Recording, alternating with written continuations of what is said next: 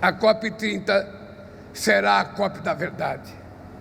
Na era da desinformação, os obscurantistas rejeitam não só as evidências da ciência, mas também os progressos do multilateralismo. Eles controlam algoritmos, semeiam o ódio, espalham o medo, atacam as instituições, a ciência e as universidades.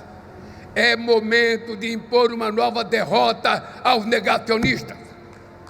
Olha, se você ainda está nesse planeta, você deve estar sabendo que está acontecendo em Belém a COP30, né? Onde representantes de diversos países do mundo inteiro estão discutindo a crise climática, né? E como que ela está impactando e vai impactar a nossa vida de maneira muito prática e concreta. Aí eu estou falando de comida, estou falando de acesso à água e estou falando da maneira como a gente organiza a vida nas nossas cidades.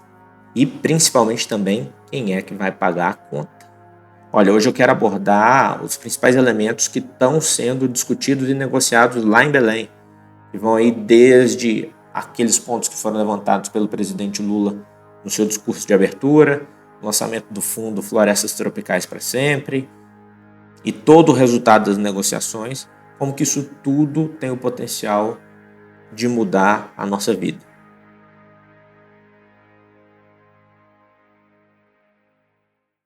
Então vamos começar pelo básico. O que é a mudança climática? Essa altura do campeonato, todo mundo já deveria saber o que é e está tudo na ponta da língua sobre o que e como a gente precisa agir diante dela.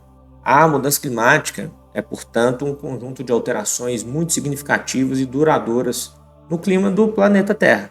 E o que torna a mudança climática atual bastante inédita, isso tendo em vista que o planeta, na sua história de bilhões de anos, já passou por algumas mudanças climáticas. É justamente a sua velocidade e também a sua causa. No caso, nós.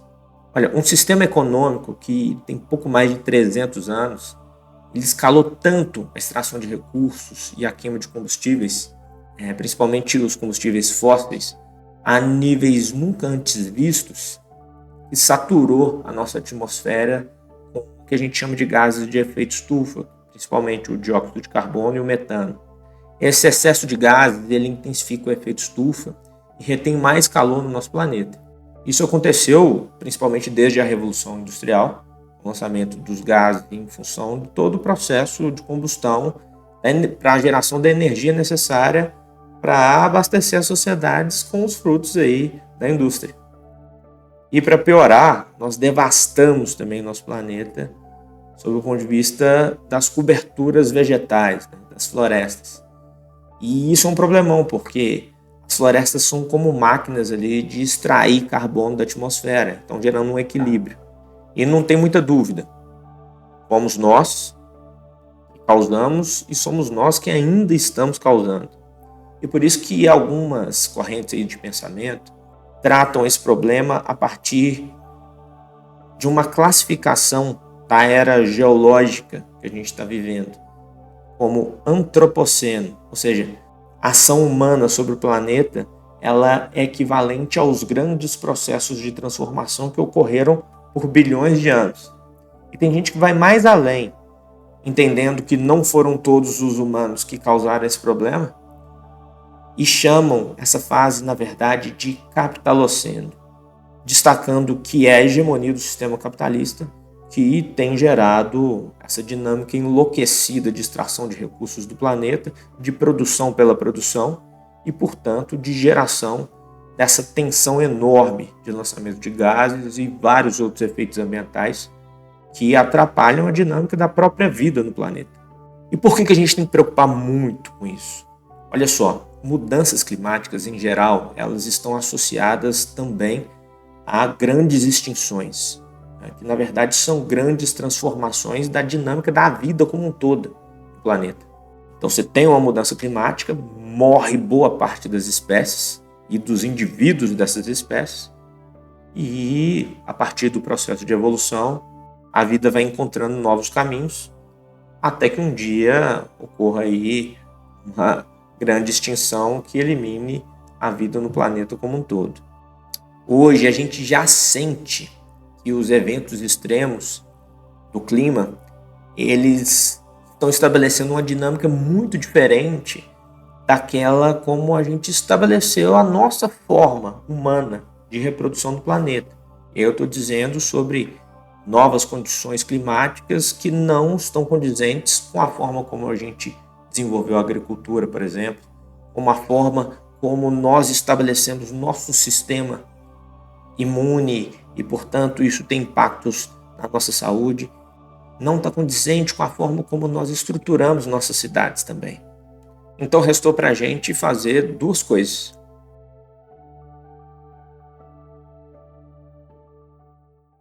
A primeira delas, mitigar.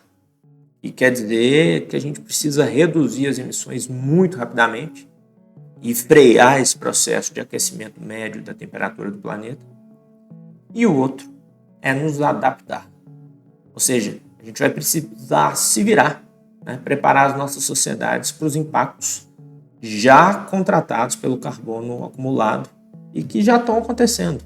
Basta a gente pegar aí o que a gente está vendo nas últimas semanas em Santa Catarina, que a gente viu no Rio Grande do Sul no ano passado, que a gente está vendo no mundo inteiro aí, com alagamentos, queimadas e por aí vai.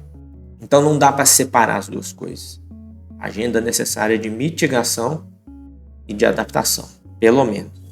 Olha, na abertura da COP, o presidente Lula afirmou que é momento da gente impor uma nova derrota aos negacionistas e que essa deve ser a COP da verdade.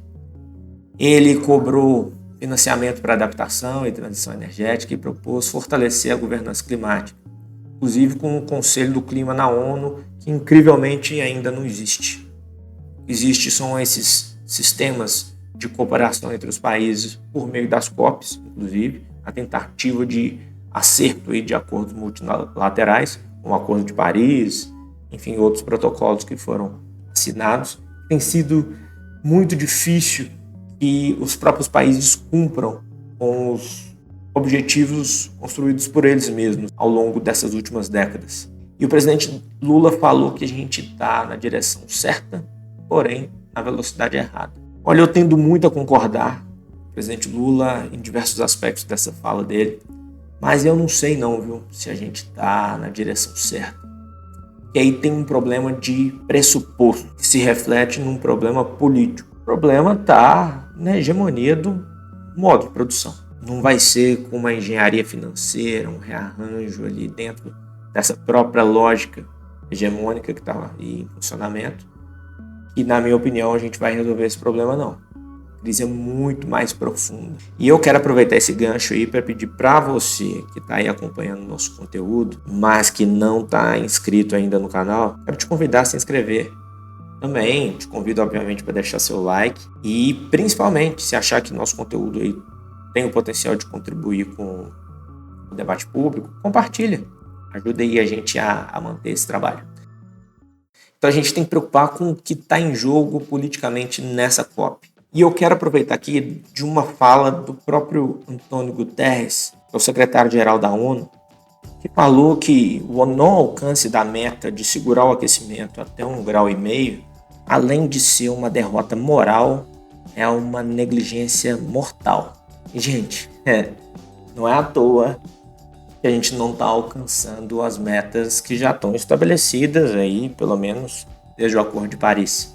A derrota moral e a negligência mortal só tem espaço quando a gente vive num sistema irracional de acumulação irrestrita em que os interesses econômicos e financeiros estão em cima de tudo, inclusive da própria vida. Portanto, a gente tem um dilema político. No contexto da COP, tem pelo menos 5 questões políticas que precisam ser urgentemente resolvidas. A primeira delas é a questão do financiamento climático, em termos de volume, obviamente também de acessibilidade e de operacionalização. Olha só, no que diz respeito a volume, quero que vocês pasmem com isso. O que nós temos para tentar atingir essa meta de frear o aquecimento até no máximo 1,5 grau, é aquilo que a gente chama de contribuições nacionalmente determinadas. Ou seja, cada país foi lá e estabeleceu suas próprias metas e no conjunto, na soma dessas partes, a gente tenta chegar nessa meta global de frear o aquecimento até no máximo 1,5 graus. As análises, inclusive nos relatórios do próprio IPCC, que é o painel intergovernamental do clima, é de que as contribuições nacionalmente determinadas são, até agora, insuficientes para que a gente atinja essa meta. E para piorar, o financiamento para essas contribuições nacionalmente determinadas, ele está muito aquém daquilo que já foi estabelecido como meta. Ou seja, a meta é insuficiente para o problema e o financiamento para aquilo que já foi proposto sequer está acontecendo. No campo da mitigação, até que existem mais iniciativas, com muitos limites, principalmente no que diz respeito à transição energética. Então estão surgindo novas fontes de energia, mas no que diz respeito à mitigação, principalmente dos países mais pobres, esquece, está muito, muito longe.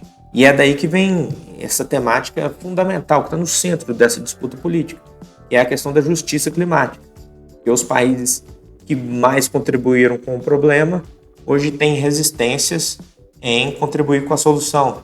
E os países que menos contribuíram com o problema são aqueles que têm mais sofrido com a crise climática e seus efeitos, que são danosos e catastróficos.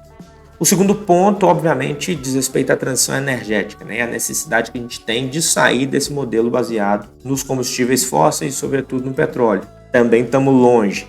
E aí tem um ponto importante que eu já comentei aqui, mas eu comento de novo. Apesar de estarem surgindo novas fontes de combustíveis renováveis, na verdade elas estão se somando às fontes baseadas em combustíveis fósseis.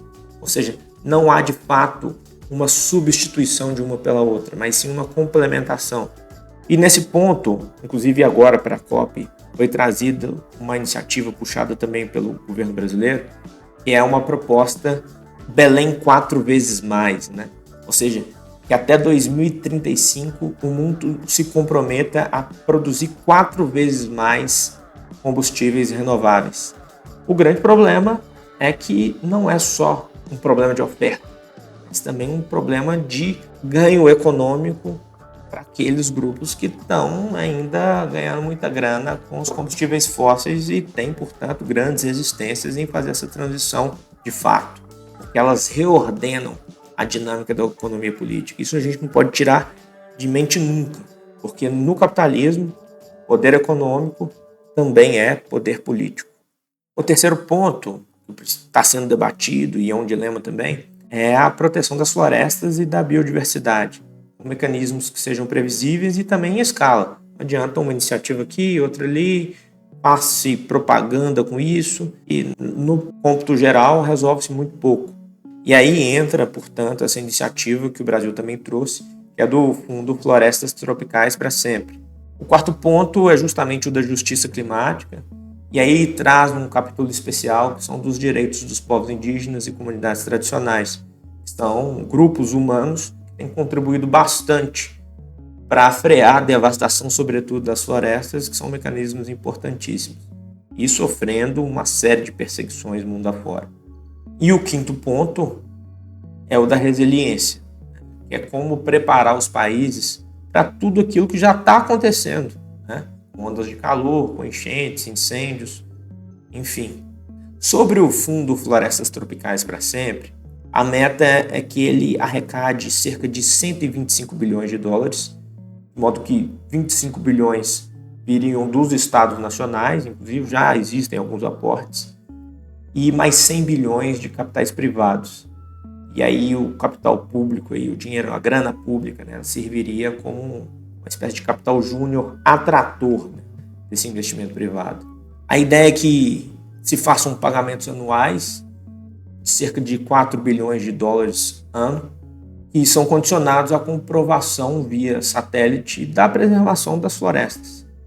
E aí então a previsão é de que se pague cerca de 4 dólares por hectare conservado, e se tiver degradação ou desmatamento na área, existem ali mecanismos para que esse recurso seja cortado. Existe uma proposta dentro desse fundo de uma reserva mínima de 20% para povos indígenas e comunidades tradicionais, A ideia é que esse fundo seja permanente e que sejam vedadas as aplicações que estejam de alguma maneira vinculadas à economia aí dos combustíveis fósseis. Em geral, essa proposta foi muito bem recebida no cenário da COP e dos negociadores. Existem algumas críticas, na verdade preocupações de algumas entidades, que eu acho bastante relevantes, no que diz respeito à governança, à transparência, ao controle social, que são elementos indispensáveis para evitar, inclusive, uma prática muito danosa dos tempos de hoje, dessa disputa política em torno dessa agenda da crise climática, que é o greenwashing, né? Que é uma prática de lavagem verde do dinheiro ali, de se fazer propaganda, de se ganhar grana, fingindo estar cuidando do planeta.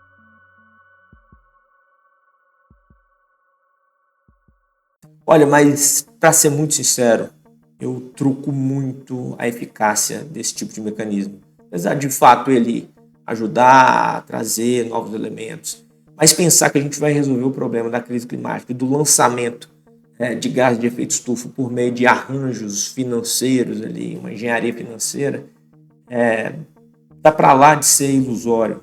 A verdade é que isso não enfrenta o centro da questão. Tudo bem, a gente pode até arrecadar ali os 125 bilhões de dólares, financiar a proteção de diversas florestas no mundo, mas isso certamente vai ser compensado com outras práticas degradantes que estão acontecendo no mundo afora. E, principalmente, ele não bloqueia essa ideia de uma produção, de extração de recursos do planeta de um modo desenfreado, e ainda que a gente faça uma transição energética e proteja uma floresta aqui e outra colar, os impactos sobre o planeta vão continuar ocorrendo enquanto a gente não encarar o problema de frente. E aí, portanto, a gente tem, na verdade, um dilema do modelo econômico. Como eu disse, tratar tudo como engenharia financeira é ignorar o motor do problema. A economia, como eu já disse, ela empilha novas fontes limpas, sem substituir fósseis na velocidade necessária.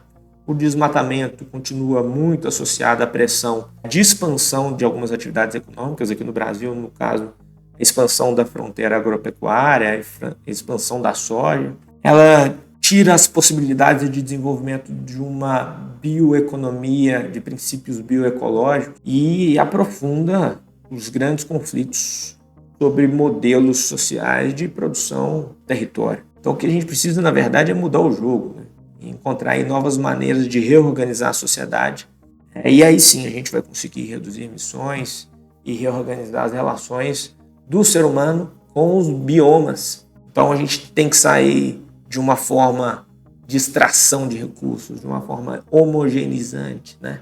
Que trata as paisagens do planeta, que traz uma monotonia aí para as paisagens do planeta, para uma forma, na verdade, uma economia da diversidade, baseada na ciência e também na sociobiodiversidade. Também já virou slogan aí para muita gente ganhar dinheiro fazendo nada. Mas agora para a COP, tem um checklist aí de enfrentamentos que precisam ser resolvidos e se adicionar essa luta maior.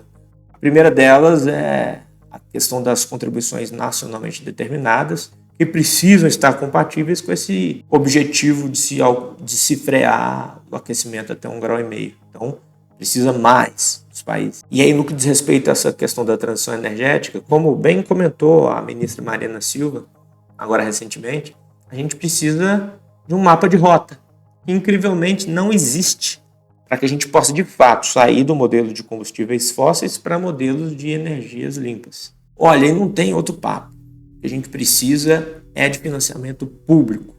Tudo bem, financiamento multilateral, financiamento que seja um arranjo internacional que propicie que países empobrecidos, né, resultado de toda essa dinâmica de exploração, de extração de suas riquezas ao longo de séculos, possam ter condições de se adaptar e também de desenvolver novas formas de economia para sustentar o seu povo.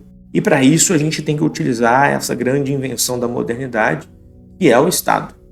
O Estado como fonte de financiamento, como um instrumento da reorganização, um instrumento de organização das sociedades em favor do coletivo global.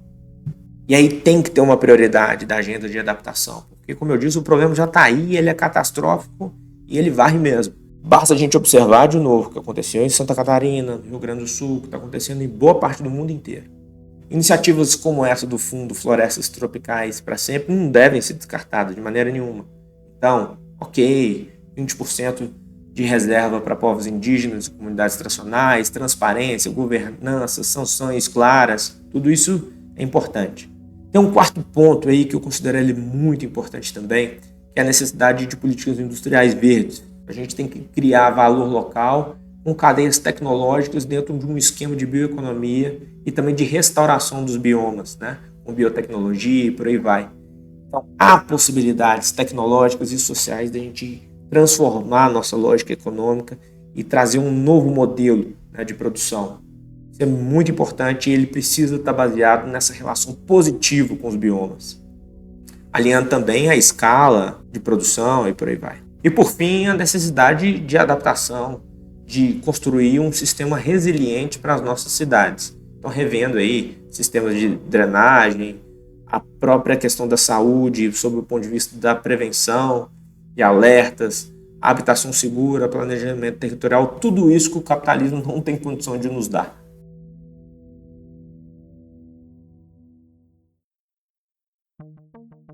E olha só, Belém está reunindo, no coração lá da Amazônia, boa parte do mundo para discutir algo que é maior do que negociações técnicas ou arranjos financeiros.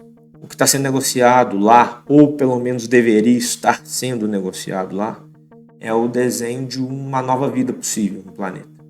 Porque a crise climática ela não é um filme sobre o futuro, é na verdade um enredo sobre o agora, sobre o hoje. Já está acontecendo, já é catastrófico e a gente precisa com urgência lidar com isso. E aí, você acha que é possível? Comenta aqui para a gente ampliar essa discussão. De novo, um beijo, até a próxima.